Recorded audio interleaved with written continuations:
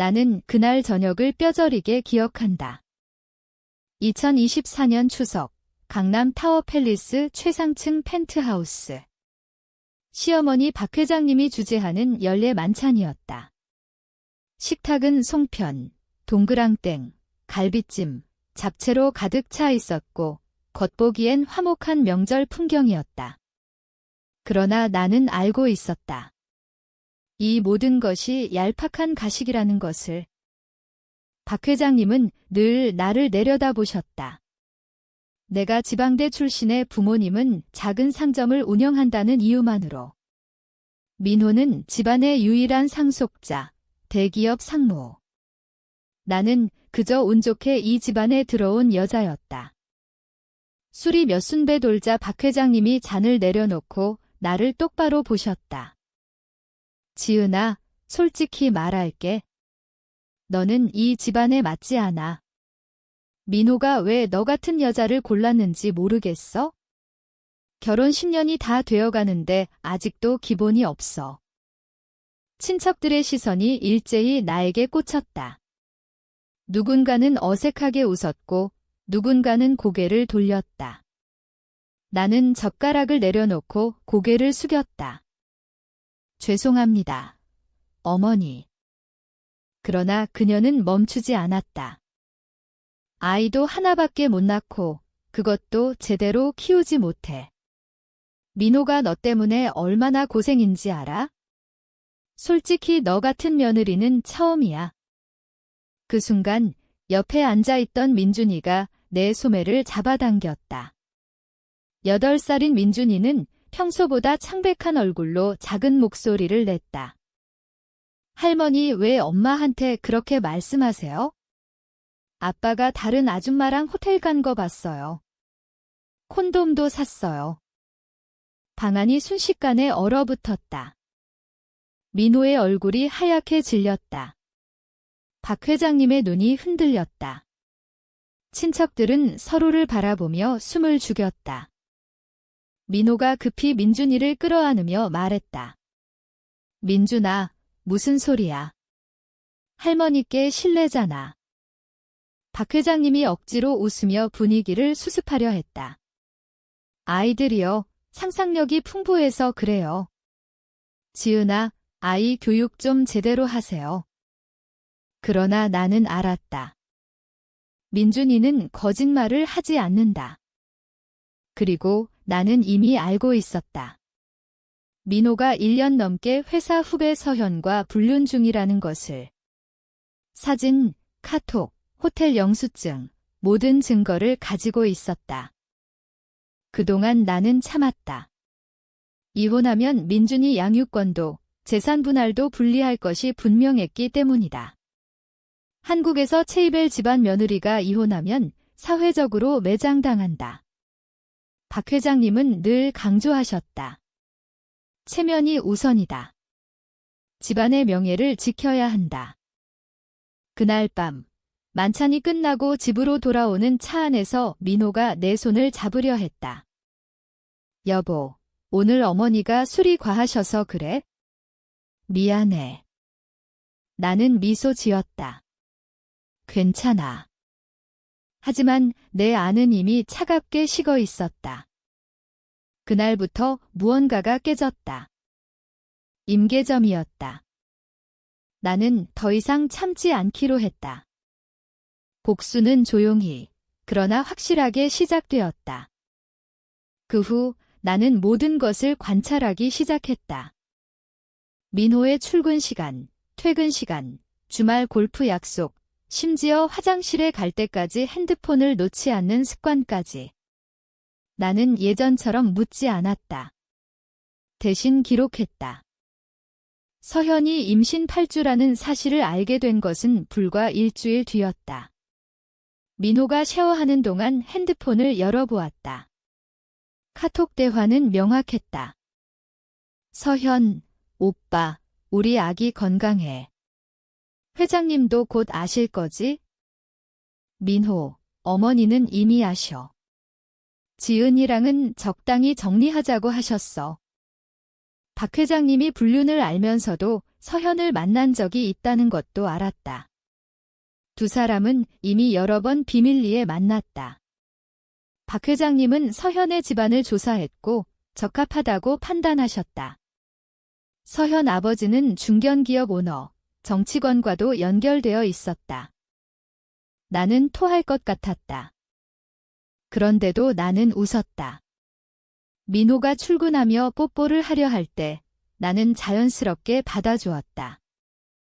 오늘도 수고해. 그는 안심한 듯 미소 지었다. 나는 그 미소를 사진으로 찍었다. 나중에 증거로 쓸 생각이었다. 민준이는 그날 이후 말이 줄었다. 밤에 내 방으로 와서 물었다. 엄마, 아빠 정말 다른 아줌마 좋아해? 나는 민준이를 안고 대답했다. 엄마가 지켜줄게. 하지만 속으로는 이미 계산하고 있었다. 이혼 소송을 하면 내가 불리하다. 박 회장님은 최고 로펌을 동원할 것이다. 그래서 다른 길을 택했다. 그들을 내부에서부터 무너뜨리는 것. 먼저 서현의 임신을 회사에 알렸다. 익명으로. 곧 인사팀에 소문이 퍼졌다. 서현은 산전우울증을 이유로 휴직했다. 사실은 압박을 견디지 못해서였다. 민호는 불안해졌다. 나에게 더 잘하려 했다. 비싼 가방을 사다 주고 주말에 민준이와 놀아주었다. 나는 그 모든 친절을 받아들였다. 그리고 더 깊은 곳으로 그를 끌어들였다. 나는 박 회장님께 더 가까이 다가갔다. 매주 토요일 오후 나는 민준이를 데리고 본가에 갔다. 차와 다과를 준비하고 박 회장님의 말씀을 경청하는 척했다. 어머니, 요즘 건강이 어떠신지 걱정돼서요. 박 회장님은 처음엔 의심스러운 눈초리였지만 곧 익숙해지셨다. 그 틈을 이용해 나는 대화를 유도했다. 어머니, 민호가 요즘 스트레스가 많은가 봐요. 회사에서 무슨 일 있는 것 같던데? 박 회장님은 한숨을 쉬며 말씀하셨다. 그 애가 서현이 일 때문에 아휴, 남자들 원래 그렇지 않니? 너도 좀 이해해. 나는 고개를 끄덕였다. 네, 어머니 말씀대로예요. 그리고 녹음했다. 모든 대화를. 또한 박 회장님의 과거를 조사했다. 변호사를 통해 입수한 자료였다. 젊었을 때 시아버지와 결혼 전 다른 남자와의 관계로 낙태한 기록이 있었다. 당시 집안에서 돈으로 무마했다. 나는 그 자료를 안전하게 보관했다. 민준이는 점점 더 조용해졌다. 학교 상담 선생님에게서 연락이 왔다. 민준이가 요즘 친구들과 덜 어울려요. 집에서 무슨 일 있나요? 나는 미소 지으며 대답했다. 명절 때 가족끼리 약간의 오해가 있었어요. 곧 괜찮아질 거예요. 하지만 나는 알았다. 내가 변하고 있다는 것을. 밤에 거울을 볼 때마다 낯선 얼굴이 보였다. 그래도 멈추지 않았다. 이미 돌이킬 수 없는 지점을 지나쳤다. 첫 번째 타격은 민호에게 왔다. 내가 익명으로 보낸 자료가 언론사에 도착했다. 대기업 상무, 임신한 부하 직원과 불륜이라는 제목의 기사가 났다. 실명은 가려졌지만 업계 사람들은 바로 알았다. 주가가 3% 하락했다. 이사회에서 민호는 질책을 받았다. 박 회장님은 긴급히 변호사팀을 소집하셨다. 집안 분위기는 얼어붙었다. 민호는 나에게 소리쳤다. 너야? 내가 한 거지? 나는 놀란 척했다. 무슨 소리야? 내가 왜? 그는 증거가 없다는 걸 알았다. 그래서 더 불안해했다. 박 회장님은 나를 따로 부르셨다. 지은아, 너 최근에 이상한 행동 없었니? 나는 눈물을 흘렸다. 어머니, 저는 그저 가족을 지키고 싶었을 뿐이에요. 그녀의 눈에 잠깐 동요가 스쳤다. 그 틈에 나는 두 번째 자료를 뿌렸다. 이번엔 박 회장님의 과거 낙태 기록. 여성단체와 언론에 익명 제보했다. 재벌가 회장의 숨겨진 과거라는 기사가 났다. 사회적 비난이 쏟아졌다. 박 회장님이 후원하던 자선단체 이사직에서 사임해야 했다. 그녀는 처음으로 흔들렸다. 박 회장님의 반격이 시작되었다. 그녀는 최고의 탐정을 고용해 나를 감시했다. 내 핸드폰을 해킹하려 했고 민준이 학교에 상담사를 보냈다. 김지은 씨는 정신적으로 불안정하다는 보고서를 만들려 했다. 민호는 나에게 이혼 서류를 내밀었다. 이혼하자. 민준이는 우리가 공동양육하면 돼. 나는 서류를 찢었다. 아니. 이제 시작이야. 나는 모든 증거를 한 번에 터뜨렸다. 민호와 서현의 불륜, 박 회장님의 묵인과 지원, 과거 낙태 기록, 그리고 회사 자금으로 서현에게 아파트를 사준 내역까지. 대형 포털 실시간 검색 1위. 방송사들이 경쟁적으로 보도했다. 주가는 연속 하한가?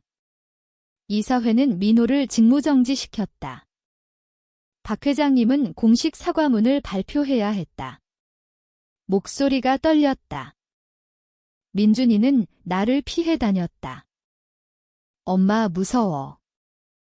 그 말 한마디가 가슴을 찔렀다. 그래도 나는 멈추지 않았다.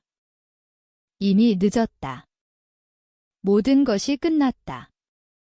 민호는 회사를 그만두고 해외로 도피했다. 서현은 낙태하고 잠적했다. 박 회장님은 펜트하우스를 팔고 지방 요양원으로 들어가셨다. 나는 승소했다. 재산 분할, 양육권, 위자료 모두. 사회는 나를 용감한 여성이라 불렀다. 방송 인터뷰 요청이 쇄도했다. 하지만 집으로 돌아오면 정적만 가득했다. 민준이는 할머니 집에 가고 싶다고 했다. 할머니가 아프대. 나는 고개를 저었다. 그날 밤 민준이가 내 방으로 왔다. 엄마, 이제 그만해도 돼?